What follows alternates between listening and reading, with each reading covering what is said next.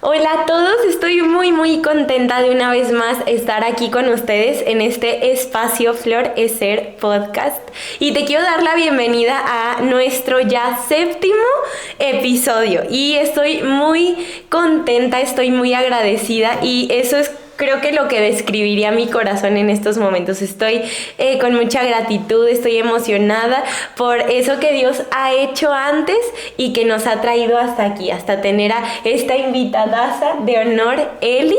Entonces, pues bueno, mi Eli, quiero que te presentes, que nos platiques pues a qué te dedicas, cómo estás, cómo te sientes. Es la primera vez que estás enfrente de una cámara, ¿qué te dedicas? Todo bien, Eli. Bueno, yo soy Eli, tengo 25 años, soy diseñadora gráfica y pues me dedico a un poco el diseño, trabajo también en oficina, trabajo de lo que se pueda realmente y es mi primera vez frente a una cámara, entonces sí me siento un poco nerviosa, pero también estoy muy feliz de poder estar aquí y pues de lo que Dios va a seguir haciendo. Sé que Él sigue obrando. Así es, mi Eli, qué emoción. Yo siempre he tenido la duda, es que si te dicen Eli o no. Es que yo decía, pues se llama Eli, yo siempre Eli. Me llamo Ruth Elizabeth. Ok. Pero cuando yo era chiquita todos me decían Eli. Y cuando crecí nunca más me dijeron Eli, todos me empezaron a decir Ruth. Y a mí me gusta mucho cómo suena Eli. Y cuando nos conocimos, mi WhatsApp tenía Eli. Ajá. Entonces, pues me empezaste a decir Eli y me gusta que me digan Eli. Sí. Creo que te queda más Eli. Sí, yo creo que sí. Ay, mi Eli, pues de verdad bienvenida. Gracias por aceptar la invitación. Gracias por dejarte usar por Dios, porque creo que eso es principalmente lo que existe detrás de todo esto, detrás de todo tu trabajo y proceso personal.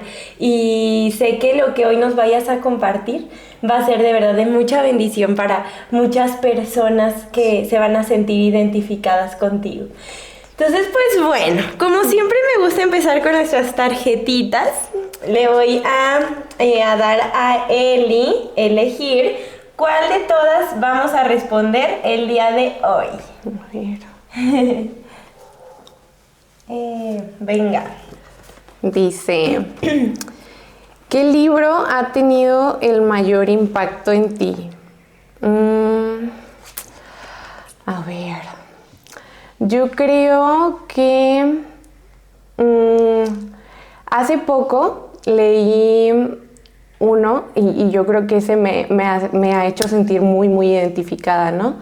Se llama Dios nunca se da por vencido contigo. Wow, de Esther, ¿no? No, es la historia de Ay, sí, lo escuché. De una mujer de la Biblia. No, es un hombre. ¡Ah, caray! Entonces no es la que yo creía. No me acuerdo. Pero es el papá de Isaac. ¿Abraham? No. Hermano de Saúl, mentira. Ay, caray, bueno. Cero en teología, yo también. Terrible. Bueno, pero es historia. Y yo me acuerdo que esa historia la habíamos contado varias veces en el ministerio infantil, ¿no? Pero yo realmente como que no veía el impacto, sí, más bien como qué tan impactante era la historia, hasta que leí el libro y vi, pues realmente como me vi reflejada en él, ¿no? Es su vida, pues él era muy mentiroso, muy manipulador, había tomado muchas malas decisiones, pero aún a pesar de todo eso, Dios lo siguió eligiendo y Dios le siguió dando la oportunidad. Y había una frase que decía constantemente, ¿no? Decía, es gracia sobre gracia, porque así es Dios con nosotros. Qué chido. Y yo sé que así ha sido en mi caso, ¿no? Ha sido gracia sobre gracia, porque aún en momentos en los que ni siquiera yo confiaba en mí, Dios confió en mí. ¡Guau! Sí. Ay, me encanta. Se me puso la piel chinita. ¡Qué chido! Creo que yo lo estaba confundiendo con el de fuiste creado para un momento como este y creo que ese sí es de Esther. Ay, no sé, pero qué chido, le voy a leer ese. ¿Cómo me dijiste que se llama? Dios nunca se da por vencido contigo. Ok, excelente, lo voy a leer. Creo que si yo tuviera que elegir uno, híjole, es que hay muchos libros como de diferentes temas y dirigidos a muy diferentes cosas que me han marcado, pero creo que uno como que definió mucho el rumbo de mi vida y mi forma de pensar y, no sé, el ministerio y lo que hago y así, creo que sería el de Amor Redentor. Lo leí hace un chorro de años, y me marcó mucho. ¿Lo has escuchado? ¿Lo has leído? No. Okay. Vi la peli porque me la recomendaste, pero... Sí, bueno, este libro se trata de la historia de el profeta Oseas y cómo es que Dios le manda a elegir de entre las prostitutas a su esposa. Y entonces amo que Dios le dice, no solo la vas a elegir, sino que la vas a amar, ¿no?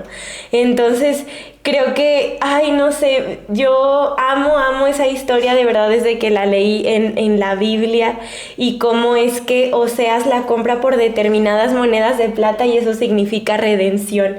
Y entonces creo que eso también es como Dios nos redime, ¿no? No importa qué tan sucias estemos, no importa qué tan correteadas o pisoteadas o por donde sea que hayamos pasado, creo que eso es algo que, pues que 100% me marcó y marcó mi vida. Creo que sería ese, libro de Amor Redentor por la autora Francine Rivers. Entonces sí, me encanta eso.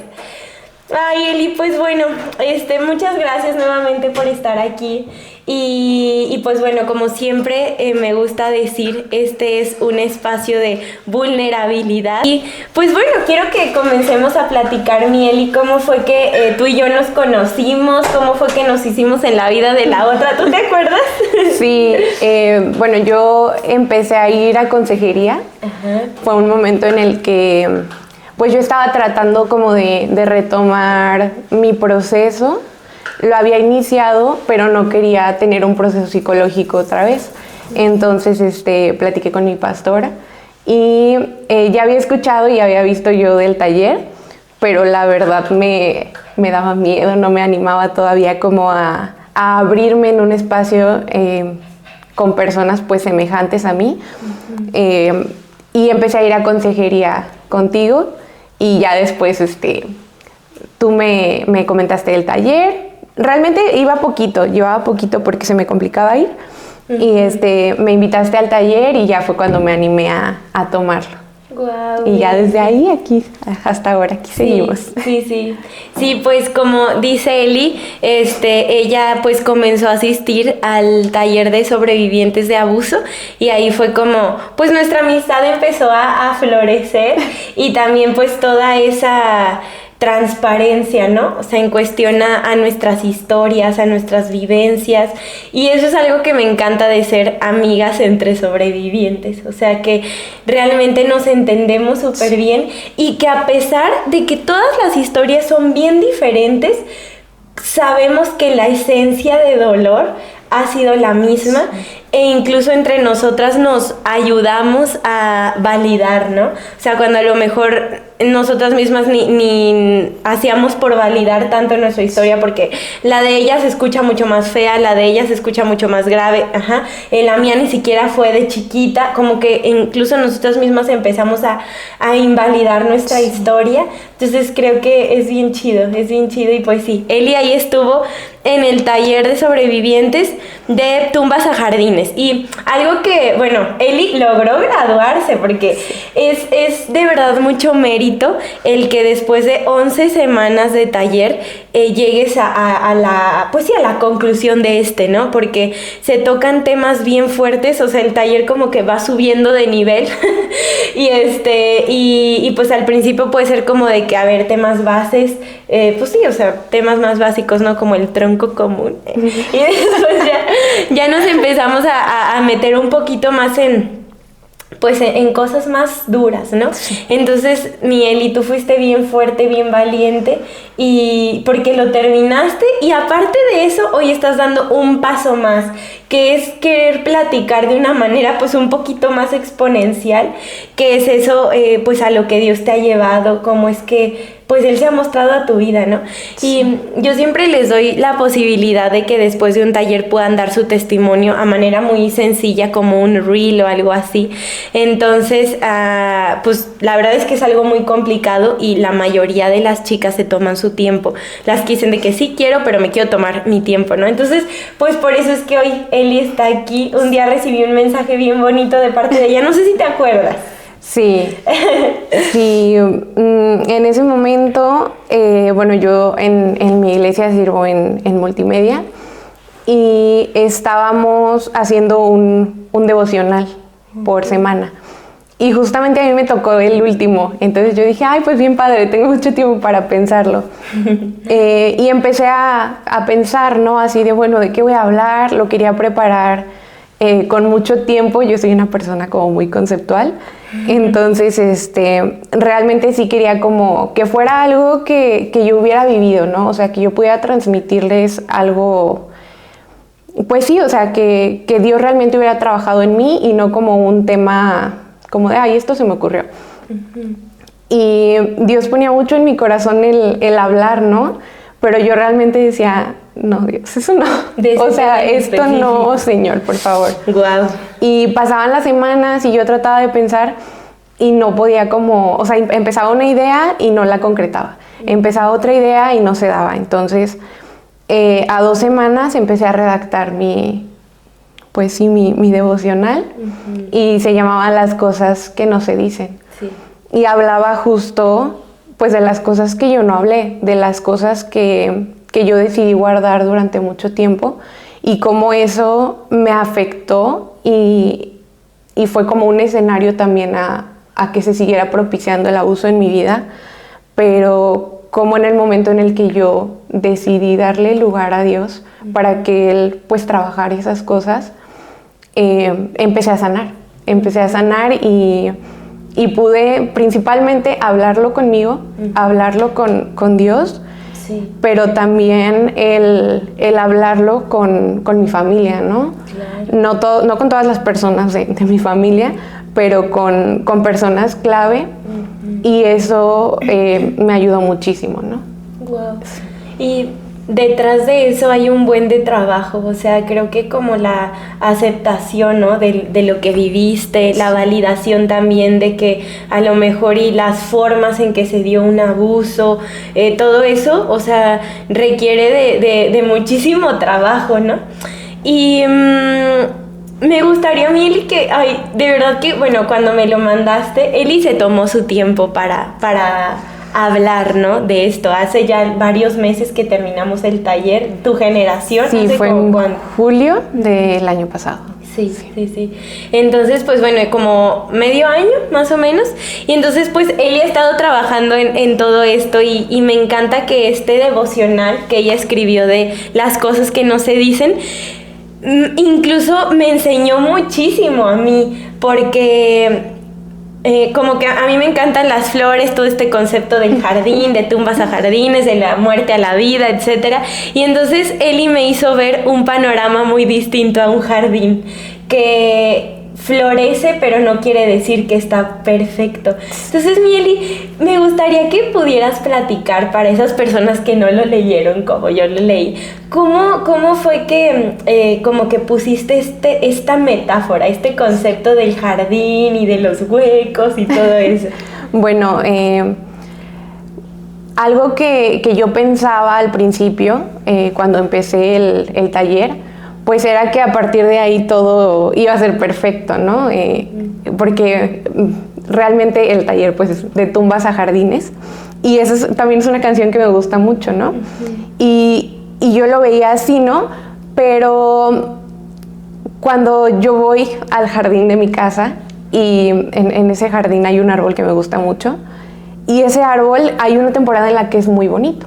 Se llena de flores, luego da granadas y llega un momento en el que el árbol se seca, el árbol se toma un descanso Y hay áreas del jardín en que en la temporada en que el árbol florece, pues el jardín es muy bonito, ¿no? Pero hay partes donde no hay pasto, hay partes donde no florece por más que tú lo riegues, por más que tú lo cuides. Donde el perro o echa hoy una poposilla, o cuando mi papá lleva cosas, pues hay cosas, ¿no? O sea, y yo creo que mi vida ha sido así.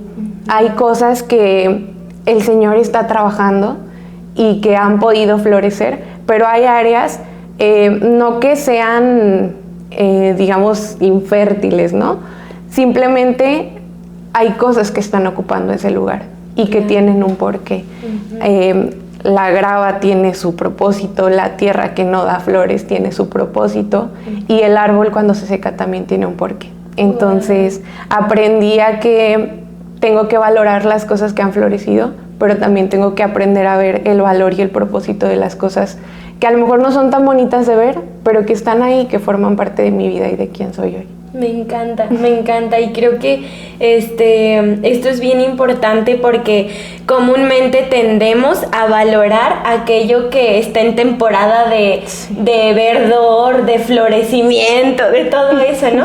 Pero, o sea, no nos damos cuenta y no nos ponemos a pensar que las temporadas en donde no hay flores, en donde no hay frutos, porque el árbol se está preparando para la temporada en donde sí va a haber, ¿no? Entonces, sí, me encantó. Ojalá que un día me dejes publicarlo ahí en mis redes, para que todos lo puedan leer así, tal cual. Sí. Sí, y pues bueno, así fue como pues Eli decidió, ¿no? Dijo, estoy lista para pues hacer este video, y además porque en tu devocional pues hablaste enfrente a varias personas, o sea, era un equipo como de...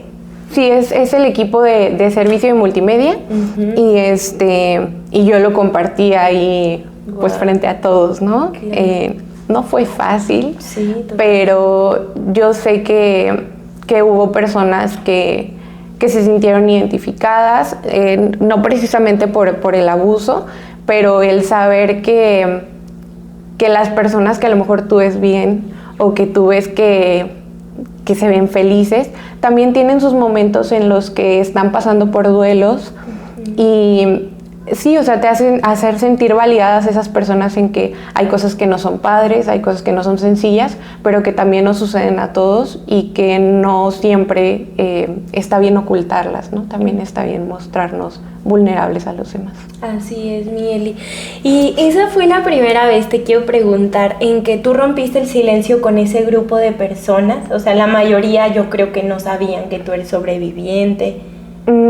Bueno, había 2 personas ahí que sabían que yo tomé el taller, pero sí fue la primera vez que yo dije sufrí abuso sexual abiertamente, porque para mí era muy difícil aceptar esa palabra, ¿no? Y algo que yo les decía es que hay cosas que suenan como algo que es ajeno, ¿no? Que no te pasa a ti. Sí. Pero sucede y no está bien como fingir que no es así, ¿no? Porque a veces para uno, pues sí, como víctima de esas situaciones, no es fácil aceptar qué te pasó. Sí, totalmente, o sea, es muy duro, es como aceptar una realidad que por mucho tiempo hemos querido ocultar, y no significa que el abuso sea nuestra esencia, nuestra personalidad, pero sí es parte grande de nuestra historia.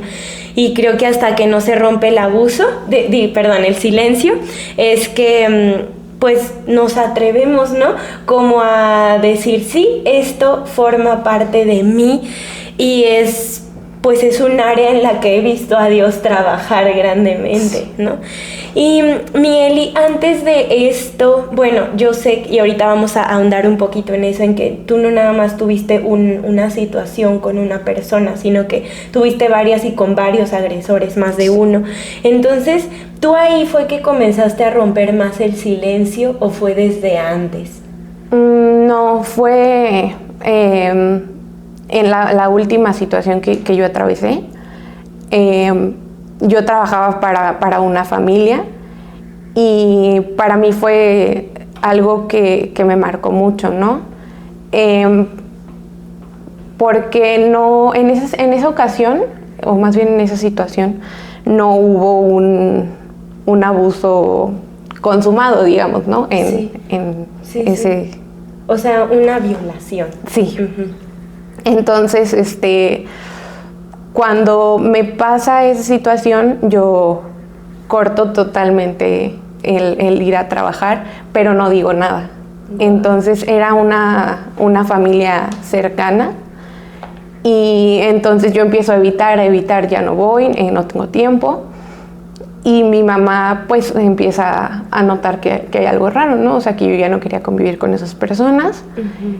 Y un día me acuerdo que yo estaba en una fiesta, me desmayé, mi hermano fue por mí. Y de camino, pues medio inconsciente, yo le cuento a él, ¿no? Uh-huh. Que había pasado algo. Y ahí es cuando yo hablo por primera vez de que yo había sufrido esa situación, ¿no? Wow, sí. Entonces, para mí fue muy difícil porque yo no lo consideraba un abuso. Uh-huh. Yo no podía decir, ay, es que me hizo algo o abusó de mí. Incluso era como de, bueno, pero no te pasó nada, ¿no? Uh-huh. Y eso yo creo que fue lo que más me marcó, ¿no? A partir de ahí yo empecé a tomar terapia y ahí es cuando yo me doy cuenta de que le tengo que poner un nombre a eso que pasó, ¿no? Sí. Mi psicóloga me decía, es que es un abuso, no porque no haya penetración, no es abuso. Uh-huh. Un abuso es desde que hay una intención, desde que él planeó las cosas, desde que él puso el escenario en el que sabía que tú no ibas a poder hacer nada. Así es. Entonces, para mí era muy difícil, ¿no? O sea, yo me negaba y me negué mucho tiempo a aceptar que se le llamaba así a lo que me había pasado. Wow. Dejé de ir a terapia y cargué con eso sola durante mucho tiempo. Es muy difícil porque al final era vivir enojada, vivir con una rabia todo el tiempo, con un rechazo a la cercanía de las personas, porque al final yo estaba molesta porque sentía que no me entendían, pero yo tampoco estaba validando lo que a mí me había sucedido, ¿no? Sí. Qué fuerte. Y esa fue como la manera en la que yo acepté, de una manera un poco negada, ¿no? Que yo había vivido abuso. Uh-huh. Y ahí fue el momento en el que yo llegué a Cristo, porque realmente yo no iba antes a una iglesia, no había conocido, pero no lo conocía a él cara a cara, ¿no?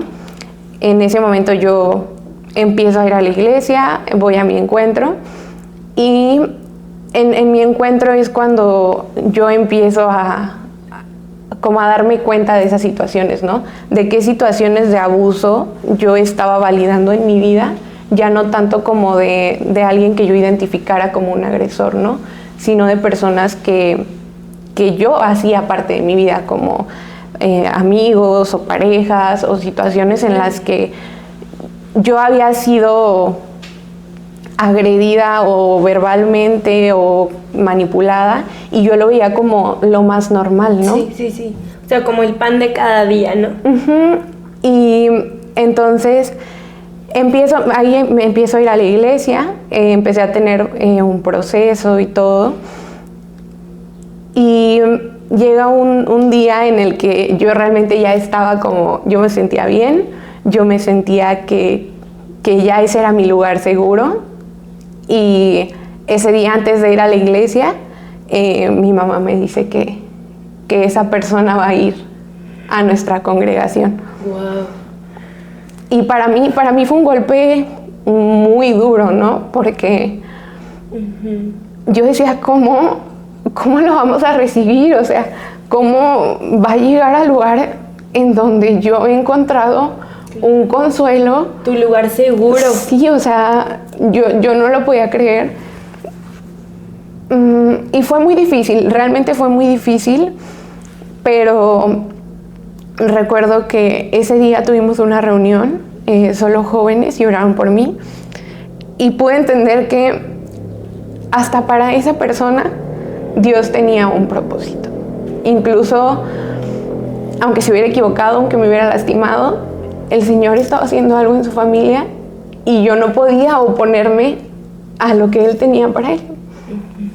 Entonces empecé a tratar de calmarme también, ¿no? Porque yo sentía cosas, yo sentía coraje todavía, sentía mucho odio realmente. Total. Y eso me hacía sentir muy mal, ¿no? Porque decía, ¿cómo yo me puedo ir a parar a la iglesia a cantar, a orar, a alabar al Señor sintiendo esto en mi corazón, ¿no? Sí. Wow, Miguel. Sí. Muchas gracias por tu vulnerabilidad. Creo que, bueno, aquí tocaste demasiados puntos bien interesantes, como que me gustaría ir desmenuzando poco a poquito. Y me gustaría empezar por el último, ¿no? Que es que creo que el sentir de las sobrevivientes en cuestión al agresor va a ser muy, muy lógico el que no sea una emoción bonita, ¿verdad? Y sobre todo en nuestro contexto, como pues del amor, de la gracia, del perdón, de la misericordia, que todo eso lo hemos experimentado de Dios y que se espera que nosotros también lo podamos extender a los demás. Creo que hay veces que nosotras somos más impacientes con nosotras de lo que Dios es con nosotras. ¿Por qué? Porque como que tenemos esa presión de decir, tengo que perdonar, tengo que sentir bonito, tengo que orar y desear el bien siempre a esa persona, ¿no? Y creo que finalmente, después de todo el proceso, eso es a lo que se debería de llegar. Después de mucho proceso, pero nunca nadie dice que el proceso va a ser corto, ¿no? Y en cuestión o sea, porque aquí tú no nada más te estabas enfrentando con voy a perdonar de corazón al agresor para que eso también pues sea paz para mí y paz con Dios, ¿no? O sea, sino que aparte, o sea, era el convivir con esa persona en tu lugar seguro. Entonces, creo que todo esto como que te costó demasiado trabajo y con toda la razón del mundo, Mieli, porque en primera yo el tema del perdón en cuestión a un tema tan fuerte como lo es un abuso lo toco con muchísimo cuidado, porque como lo decía antes, ¿no? Y lo repito, en nuestro contexto es de que pues tengo que perdonar y muchas veces me atrevo a decir que damos un perdón superficial, puesto que tengo que perdonar, hice una tarea que aquí traigo, es como un pendiente en la lista, ¿no? Y para ya quitar ese pendientito, digo, perdoné. Pero se hace con tanta prisa, como que ya quiero quitarme este pendiente de encima, lo hago y se hace superficial.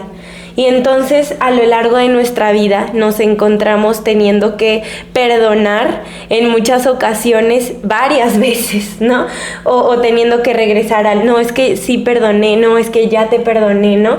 Y entonces más adelante en nuestro camino otra vez como ese sentimiento y no, es que creo que no he perdonado. Entonces en ese camino a la sanidad nos encontramos perdonando y perdonando y perdonando. ¿Por qué? Porque desde las primeras veces que lo hicimos, pues no era un perdón genuino porque no estábamos listas para ese paso. Y creo que es algo que Dios entiende, porque Él entiende nuestro corazón y entiende nuestras emociones. Y hay veces en las que no vamos a estar preparadas ya, ¿no? Y pedirle a Dios, Dios, prepárame para esto, ¿no? Pero nosotras a veces como que nos presionamos más de lo que incluso Él nos pide, ¿verdad? Y también otro punto que tocabas, Mieli, bien importante, y yo me he topado a lo largo de este caminar con sobrevivientes muchas veces, es que no hay validación para muchos tipos de abuso. Y eso era lo que tú decías, ¿no? O sea, el decir, sí, esto es un abuso, aunque no haya cumplido las características de lo que se conoce famosamente o comúnmente como un abuso, y de verdad que me gusta mucho que tú lo lograste identificar como un abuso, porque creo que hasta que no le damos el nombre que debe ser, no lo vamos a tratar como se debe. Ajá, y no vamos a recibir esa ayuda porque ni siquiera nosotros nos vamos a dejar ayudar puesto que no lo validamos, ¿no? Entonces, me gustaría si pudieras dar un mensaje, ¿no? A las mujeres ¿tú qué le dirías a una mujer que no valida lo que le pasó, puesto que no cumple con esas características de que esto es un abuso y esto es una violación, ¿no? No sé, un mensaje como de qué dirías o qué te hubiera gustado escuchar a ti. Yo creo que algo que a mí me hubiera ayudado es sí, alguna compañía que me lo dijera, ¿no? Uh-huh. Que no está bien que una persona se sienta con el derecho de hacer cualquier cosa, o sea, lo que sea, que tú no digas quiero esto, que no tenga una invitación a hacerlo. No es correcto que lo haga. Desde que yo llego y la toco de una manera en la que a ella no le gusta y yo creo que lo puedo hacer solo porque puedo, uh-huh. Es un abuso. Desde que yo pienso en cómo voy a manejar las cosas para llegar a un fin y si sucede o no sucede, pero yo manipulé la situación, es un abuso. Uh-huh. Y importa, o sea, las cosas que nos lastiman y que sabemos que no son correctas, pero que no sabemos cómo decirlas, hay que darles ese lugar y hay que darles esa importancia y hay que comunicarlas, o sea, siempre va a haber alguien que lo va a entender y si no hay esa persona con la que tú puedas hablarlo, siempre va a estar Dios que va a escuchar lo que tú sientes y lo que tú has pasado y que incluso antes de que nosotros lo digamos, Él ya sabe que hay esa espinita en nuestro corazón. Sí, totalmente. Y solo está esperando a que nosotros lo pidamos para empezar a sacarla. No va a ser fácil, es como cuando te astillas, cuesta trabajo sacarla. Hay veces que se quedan pedacitos y duele y es un proceso, pero siempre hay algo bueno detrás de todo lo malo. Wow, sí, sí. Y gracias, Mieli. Justamente este último suceso de abuso que viviste, bueno, no sé si ya lo dijiste aquí o como que platicábamos, ¿no? Que fue como el menos físico. O sea, sí hubo cosas físicas, pero de todos los que has experimentado fue el menos, ¿no? Sí. Y entonces, o sea, aquí entender, y las mujeres que nos escuchen, ¿no? Que el abuso de poder, de confianza, el abuso de jerarquía, como que hay esta malicia de planear cosas y que no se den cuenta y que le voy a agarrar la pierna y me le voy a insinuar, o sea, ese tipo de cosas ya son como un abuso, ¿no? Sí. ¿Por qué? Porque esa persona, o sea, estoy segura que el fin siempre va a ser lo peor que nos podamos imaginar, pero de alguna o de otra manera, si las cosas no se dieron como esta persona lo imaginaba, puede que no lleguen hasta el final, ¿no? Pero totalmente. Y pues queremos decirte, ¿no? Que no estás sola, que si tú tienes la duda, o sea, yo te quisiera invitar a eso, que aunque tú tuvieras la mínima duda de, ¿será que esto que me hizo sentir incómoda cuenta o no como un abuso? Yo te invitaría a que así con todo y la duda y la pena que nosotras entendemos y la vergüenza que da, tú te acerques a alguien y le preguntes, oye, tengo duda con esta situación, ¿no? Y así que las personas a tu alrededor puedan validarlo y ayudarte a darle ese nombre, porque creo que en la mayoría de los casos de sobrevivientes es que nos tienen que ayudar a darle el nombre, porque vivimos tan avergonzadas, vivimos con tanta carga que no nos atrevemos, no nos vemos dándole ese nombre porque también nos creemos como una cómplice en la situación. Sí. Entonces, sí. Y bueno, Mieli, además de eso, pues me gustaría que nos pudieras platicar cómo fue que después de llegar a tocar fondo en estas situaciones, fue que tú empezaste a ver a Dios en medio de eso. Yo creo que en la parte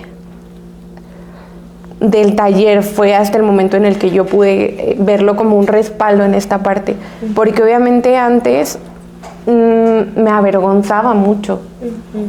Claro que esta situación que fue como menos fuerte, primero yo no la veía como un abuso, pero cuando yo pude ver que eso era un abuso y había estado mal, fue mucho peor, ¿no? Porque el ver hacia atrás y decir, cuando estas cosas pasaron, también estuvieron mal. Entonces, primero me sentí con muchísima vergüenza. O sea, yo me sentía muy mal y realmente yo decía, es que, o sea, realmente estuvo mal o yo fui parte de. Entonces, no sabía cómo, o sea, cómo presentarme a Dios y decirle, Señor, te necesito, porque me sentía avergonzada, me sentía como cómplice de esa situación, pero realmente, o sea, la respuesta fue como un yo sé, ¿sabes? O sea, como yo sé lo que estás pasando, y cuando yo decido pues buscar otra vez la ayuda, me acerco con mi pastora y le dije, mira, yo quiero, y me acuerdo que yo le dije, yo quiero saber cómo se llama lo que yo estoy pasando, ¿no? Yo quiero saber cómo le puedo decir a todo esto que yo siento. Y ella me daba dos opciones. Me dijo, tienes la opción de la terapia psicológica o tienes la opción de este taller. Me dijo, si no quieres ir al taller, también está la consejería. Y realmente, desde que yo empecé a ir a la consejería, empecé a sentir mucha tranquilidad, ¿no? Porque, pues al final eran cosas que yo había reprimido mucho y que llegaba un punto en el que eso atacaba mi mente, ¿no? O sea, era como una desesperación de que yo pensaba tantas cosas, y al final, cuando tú no tienes como una seguridad de lo que estás sintiendo, de lo que estás pasando, te crees todo lo que viene a tu mente. Sí. Pero durante todo este proceso, me acuerdo que tú siempre nos dabas un versículo, ¿no? Y siempre eran cosas que me animaban muchísimo y que me recordaban mi identidad en Cristo. Entonces, yo creo que realmente fue Él sosteniéndome en todo momento, Él recordándome que yo no soy lo que mi abuso causó en mí, que a pesar de que yo haya tomado malas decisiones y de que me haya equivocado también, Él tenía un nuevo propósito para mí, y que antes que todo yo era su hija. Wow, me encanta, Miguel. Y hablando acerca del taller, ¿pudieras como decir algo que fue lo que a lo mejor más te costó, pero lo que al final Dios más trabajó en ti a través de eso? Yo creo que hubo dos temas, ¿no? Sí, la parte del perdón, no quiero spoilear el taller, pero me acuerdo que había una actividad, ¿no? Donde tú hablabas con tu agresor. Y hubo una persona con la que a mí me costó mucho, de hecho no pude hablarlo. Y la parte de enfrentarlo y de decir, ok, yo suelto esto que sucedió, yo te perdono. Con esa persona en particular me costaba muchísimo, y me acuerdo que, o sea, eso me desanimó muchísimo, porque yo decía, o sea, yo no puedo terminar el taller, no tiene sentido que yo lo termine si yo no lo puedo perdonar, si yo estoy negada a dar ese paso, ¿no? Sí. Y estábamos en la semana de la renovación, y yo me acuerdo que me acerqué con mi pastora, porque pues la iba a invitar al cierre, y me preguntaba que pues yo cómo me sentía, y le dije, es que no puedo perdonar, o sea, eso para mí es muy difícil y quiero hacerlo, o sea, quiero realmente como cerrar este capítulo, pero no puedo, o sea, me cuesta mucho trabajo, y realmente cuando pienso en esa persona siento todo lo contrario. O sea, yo me sentía muy mal porque seguía sintiendo mucha rabia y mucho odio. Y a la vez me sentía como culpable, ¿no? Porque decía, realmente fue como la situación que fue menos fuerte, digamos, ¿no? Pero por alguna razón con iba todo como... lo que conllevaba, ajá, ¿no? o sea, me superaba. Y me acuerdo que justo ese día hablaban de la amargura, ¿no? De que esas situaciones te llevan a la amargura. Y eso me rompió totalmente porque dije, Señor, yo no quiero que todo lo que tú has depositado en mí se transforme en eso, o sea, se transforme en amargura, porque realmente yo tampoco fui merecedora de muchas cosas. Y yo quiero ser capaz, si bien hoy no de perdonarlo totalmente, de tener la intención cada día de trabajar en esa situación. A día de hoy yo no voy a decir que ya lo perdoné, ¿no? Porque realmente hay días que es más fácil, hay días que es más sencillo, hay días en los que vuelve un poco el enojo, pero sé que yo cada día estoy decidida a trabajar en esa situación. Wow. Y esa fue una de las situaciones que más me costaron, ¿no? Y el último tema que nos diste sobre la sexualidad, y yo creo que porque yo nunca había visto como ese valor, ¿no? El verlo en perspectiva del sacrificio de que Jesús hizo por nosotros y que solo sucedió una vez. Eso a mí realmente me hizo sentir como muy, muy desanimada porque decía, pues realmente ya lo perdí, o sea, ¿qué puedo hacer si eso ya no está en mí, no? Y obviamente que me sentía mal y tú nos animabas muchísimo, ¿no? Decías, a pesar de eso, Dios da segundas oportunidades y tiene un propósito para ti, pero realmente ese día yo salí cero animada, ¿no? O sea, yo me sentía súper mal porque decía, o sea, entonces, ¿qué sentido tiene? ¿Qué sentido tiene si no lo puedo recuperar? Si eso... Sí, o sea, realmente me hacía sentir como de eso me resta valor. Ese fue, yo creo que el tema que más me dolió. Pero, pues justamente, ¿no? O sea, Dios da segundas oportunidades y a pesar de nuestra condición, Él sigue trabajando en nosotros y tiene un propósito para todo eso que ha sucedido. Así es. Y algo que me gustaría, pues, tratar aquí es que muchas veces como sobrevivientes decimos, no, pues la culpa y la vergüenza es lo que más caracteriza, ¿no? Pero la culpa no tiene específicamente que ver con, yo fui la culpable de lo que me pasó, yo fui la culpable del abuso y yo fui una cómplice, ¿no? Sino que se generan muchísimas áreas de culpa y una de estas es en la sexualidad. Sí. Si bien nos pudieron haber arrebatado muchas áreas de nuestra vida en cuestión a la sexualidad, pero después como consecuencia de toda esa sexualización, luego nosotros lo vamos como repartiendo como si fueran enchiladas, ¿no?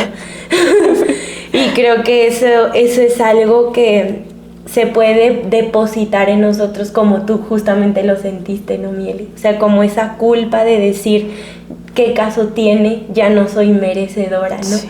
Y entonces creo que ahí es en donde la gracia de Dios vuelve a entrar y en donde la tenemos que experimentar más, en decir, Dios, si bien esto me fue quitado, pero después por mi decisión yo lo di, aún así tú me rescatas, ¿no? Aunque no haya sido como que, ay, me lo quitaron, ¿no? Esto yo conscientemente lo entregué.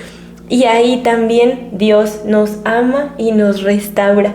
Por eso es uno de mis libros favoritos, el que decíamos al inicio, el de Amor Redentor. Porque, o sea, Oseas es como Jesús, ¿no? Se está ejemplificando a Jesús. Y Gomer, que es la prostituta, nos está ejemplificando a nosotros. Entonces, como un hombre súper puro, súper de Dios que era Oseas, y como lo es Jesús, va y rescata a alguien que ya no se siente con valor, ¿no? Que somos pues nosotros. Claro. Entonces, y me encanta como lo decía, porque Jesús nos compró como si hubiéramos, o sea, como si estuviéramos nuevas en todos los aspectos. Y qué padre que tú identificaste eso, que literalmente estaba entrando a tu cabeza como una mentira, de que entonces yo ya no soy digna, ya no soy merecedora, y entonces ya no vale la pena, ¿no? Y yo creo que a muchas esos pensamientos, esas mentiras nos pueden llegar a dominar, y quiero decirte que las identifiques como lo que son mentiras, ¿no? Son mentiras que ya no voy a poder ser restaurada, ya no voy a poder ser hecha nueva en mi sexualidad, porque incluso en mujeres que han vivido años y años de abuso sexual hay una restauración, y hay una obra de Jesús que te hace nueva en tu totalidad, aunque haya sido todo fuera de tus manos, fuera de tu control, o aunque tú también lo hayas entregado de manera consciente y después haya un dolor en ti, Él lo puede hacer, totalmente lo puede hacer. Y Mieli, también lo que tú decías, ¿no? de tu proceso del perdón, creo que eso es algo muy valioso que tú estás aportando hoy aquí al episodio, porque es el poder de la vulnerabilidad, que otras personas puedan decir, híjole, es que yo todavía estoy en el proceso, ¿no? Y que tú les puedas decir, sí, se puede estar en el proceso del perdón, de la santidad, de muchísimas cosas, ¿no? Pero estás en el proceso con Jesús, y no quiere decir que Jesús no acompañe en el proceso, porque muchas veces creo que hemos creído que Jesús nada más nos acompaña al final, ya que llegamos a la meta de que ¡yay! Ya pude perdonar, ya pude hacer esto, cuando en realidad es un regalo enorme el sentir que en el camino Él te va agarrando de la mano y decir, yo estoy aquí y yo ya me complazco, ¿no? Con lo que tú estás haciendo, y como tú lo decías, ¿no? Todos los días trabajo para acercarme más a eso que Jesús quiere, pero que hoy reconozco que todavía no llego, ¿no?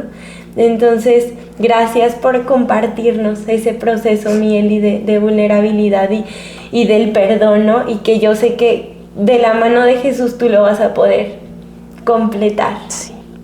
Entonces, bueno, pues para terminar este hermoso episodio, me gustaría que nos platicaras ya por último lo de Isaías 61. 61. Ajá, 61. ¿Cómo fue que eso habló Dios a través de eso a tu vida? Y si es que a partir de ahí Él también te dio un propósito. Sí, pues ese fue bueno, más bien un capítulo que durante el taller, no recuerdo por qué llegué ahí, pero lo estuve leyendo y a mí me conectaba mucho con la esencia del taller, ¿no? Que habla de, pues sí, como de la promesa de Dios. Y se quedó como uno de mis favoritos, y yo lo leía muchas veces, así como para animarme o así. Y fue el versículo el capítulo con el que yo preparé mi devocional. Sí. Y había una parte donde decía que para todos los que se lamentan hay una corona. ¿Lo tienes por ahí? Sí, es en la NTV. Ajá. Dice aquí, en el número 4, dice que reconstruirá las ruinas antiguas, reparando ciudades destruidas hace mucho tiempo.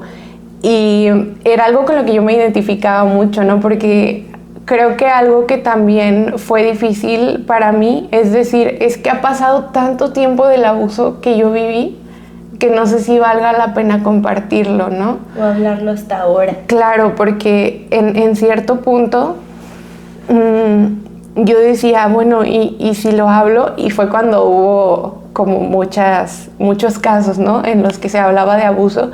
Y yo veía como o sea, más que nada en redes sociales, ¿no? O sea, cómo se acababan a las chavas que habían sufrido abuso y invalidaban mucho de sus situaciones, ¿no? De decir, pero es que, pues, si era tu novio, ¿cómo va a abusar de ti? Pues sí pasa, sí pasa. O si te pasó esa situación, ¿por qué no lo hablaste en el momento? Y decir, o sea, cargas con todas esas cosas y eso te destruye. Sí. Te destruye por dentro y a pesar de eso, hoy puedo estar aquí.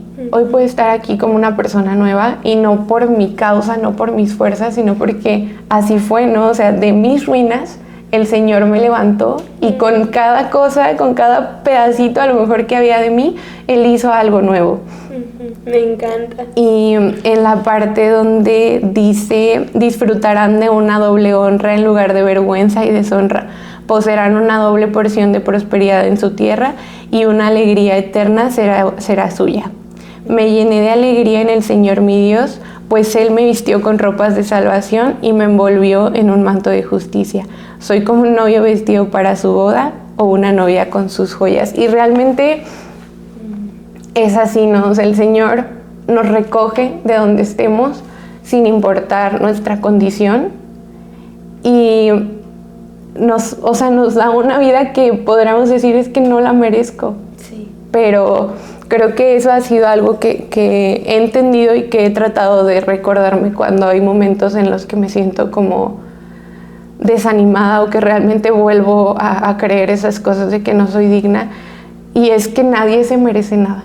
El único que es merecedor es Él, es Dios, y a pesar de eso, Él da gracia cada día a nuestras vidas. Así es. Wow, Mieli, muchas gracias, de verdad es un regalo para mí y yo sé que también lo va a ser para las personas que te escuchen, pues el ver todo esto, ¿no? Y el que tú nos puedas testificar cómo es que hubo una vida, ¿no? Antes y cómo es que Dios literalmente la ha tornado y la ha transformado a algo increíble y a algo hermoso.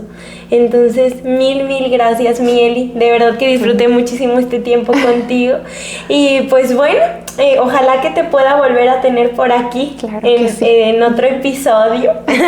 Me va a encantar. Entonces, pues bueno, amigos, muchas gracias. Gracias por habernos escuchado, gracias por habernos acompañado en todo este tiempo, en todo este episodio.